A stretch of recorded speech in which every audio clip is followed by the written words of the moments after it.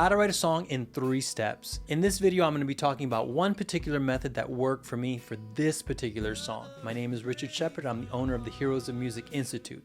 Let's get started with step number 1, the idea of the song. You need an idea. This is actually the most important part of the song. What's the song going to be about? Is it a love song, a sad song? What is it? You need to decide that for yourself. In this particular song, I based it on the story of a good buddy of mine who was going through a very bad breakup. The idea for the song came to me from somebody else's story. This is a journalistic approach to songwriting. This is an approach that Bruce Springsteen uses almost exclusively. Think about it. He's been a successful musician for many, many years. He wakes up, says hi to the family, goes to rehearsal, does a concert, comes back home, and that's it. That's his life. He doesn't have the kind of life where he's outliving these different lives that he can write about. So what he uses is archetypes or the stories of others to bring these stories to life, which is what I did in this song. So that was the idea for it. So if you're struggling with your own story, or you feel like maybe you're too young and you don't have enough stories, try telling someone else's story. It might liberate some ideas and get the creative juices flowing. Step number 2 is chord progression and rhythm. Now, step number 1 and step number 2 are interchangeable. A good chord sequence might give you insight to the arrangement and rhythm of the song. Arrangement is where do the parts go in the song? Where does the singing begin? Is there an intro? Is there a bridge? How long do parts go on for? Etc. For example, this particular song has the following chord progression.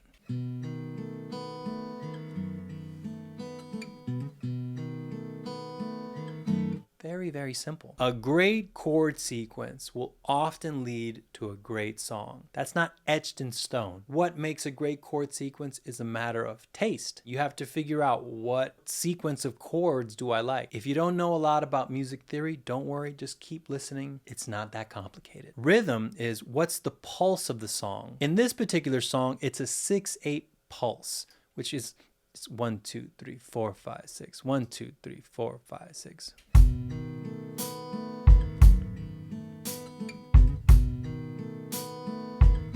Very simple. Rhythm can be explored endlessly. It's the final frontier in music is rhythm. Step number 3, melody and lyrics. Once I had the chords and the rhythm and the idea of the song, the melody and lyrics were the last ones in, and they came very quickly. How I like to come up with melodies is I usually sing along. I hum along with whatever chord sequence I have, and I don't worry about words. I just mumble whatever songs. I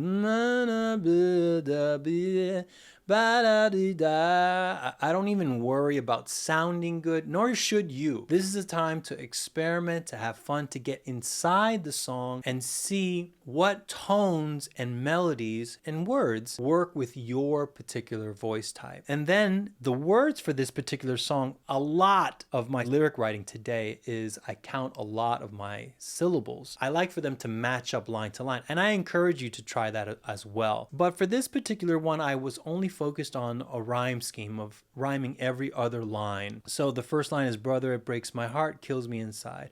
When you fall apart in your troubled times. Heart is going to rhyme with apart and inside with times. Very simple. And that's it. With those 3 steps, you can write any song you want. Again, this is one particular way I approach this particular song. The rest of this video is going to be a more in-depth analysis of the song that I wrote. But you don't have to watch it because now you have all the tools you need to go write your song. So go do it. I hope this video was helpful to you and brought you some useful insights. Until next time, stay great. Here's the first couple of bars of this song.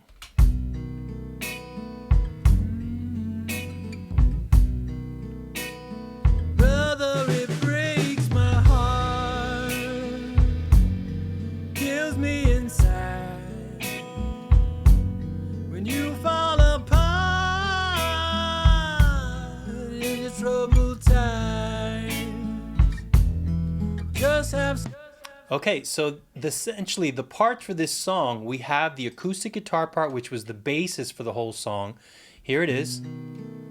It's a B7 chord, alternating between the B and the F sharp for the bass, right? And then from there, I added the drum beat, which is a 6/8 drum shuffle, but I really wanted to have kind of a Ray Charles sparseness in the drum beat, so I really kind of broke it down for the introduction. There's no snare, it's just dynamically very soft with just the hi-hat and kick. Then a little fill. Still no snare for when the vocals come in. Then I added a bass line. I wanted an upright feel, so I selected an upright bass for it.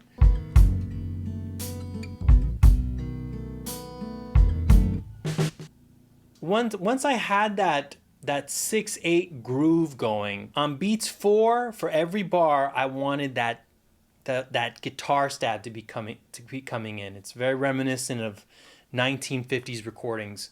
I have it very prominent in the mix for this particular one. So around bar 14, we have the beginning of the turnaround. Just have some faith. We've all been down. You're not some nameless face alone in the crowd.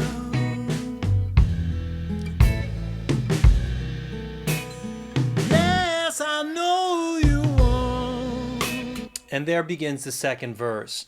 So if I'm not mistaken, on that turnaround, we're going to G sharp, and then hang on, let me just check. Just have some faith. We've all been down. You're not some name. I'm sick. Again, the chords are G sharp minor 7, D sharp diminished, C sharp minor 7, F sharp 7. And then it goes into verse 2. Now in verse 2, I think we introduced on the 4 beat, we introduced the snare. Yeah, we introduce a rim shot. Give up on yourself. Feel you are lost in a private hell. Just have some faith. We've all been down. You know, it's funny, now I'm hearing it, I would like to add like a second guitar, like kind of a ding ding ding ding ding ding ding ding ding ding ding ding. But when you're writing, that's always going to be happening. And sometimes when you need to finish a piece, you just need to leave it. At some point, you need to leave it alone and put it out into the world and let it do its thing. And live, you can always play it a million different ways and entertain a lot of these other ideas. Or just record it and put it out and do it again. It's your song. When we get to the tail end of this verse, we go into the bridge. Now, bridges are some of my absolute favorite things to do in songwriting. They are not very popular in today's music. Okay, so aesthetically, this is something that I lean into, that I love doing. For me, it gives a song a lift, and it's kind of a detour, and it's a little bit something different than the things that have gone before. So let's take a listen to the bridge.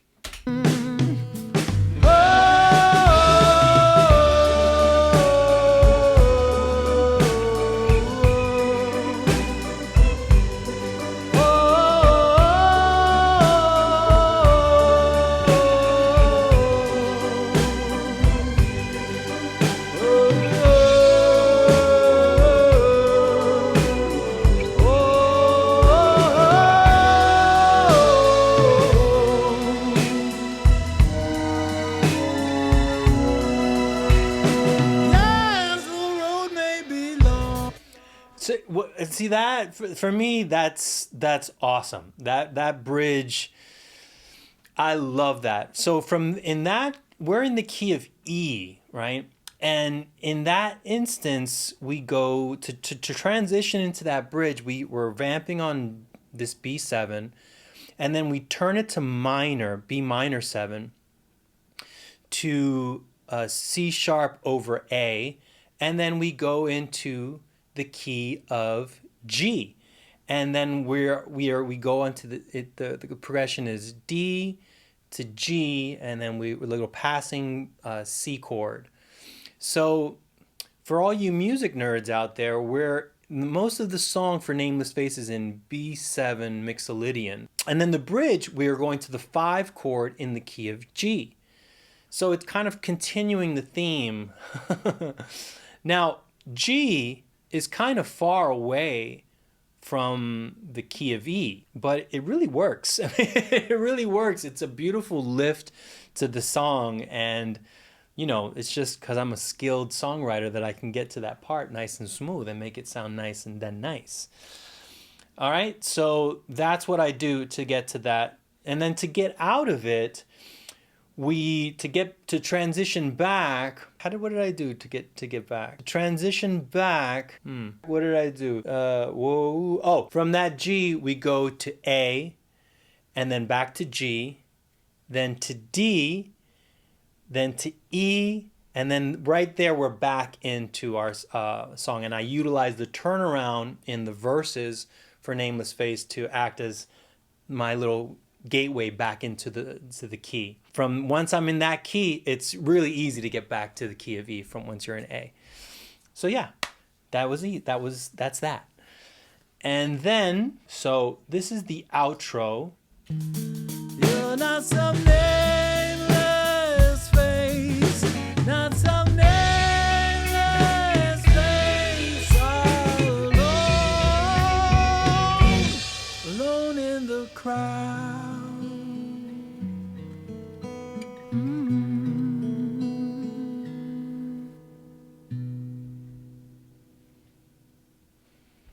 Beautiful.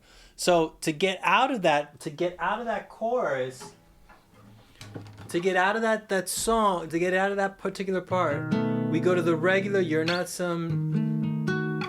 regular C sharp minor to the F sharp. And then here we change keys. We go to D to E. So we're kind of like almost in the key of A here. And then we go to the F sharp 7. And that's it.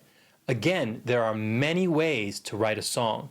This was a method that worked for me for this particular piece. I hope these insights were helpful to you. Make sure to comment and subscribe. Stay great.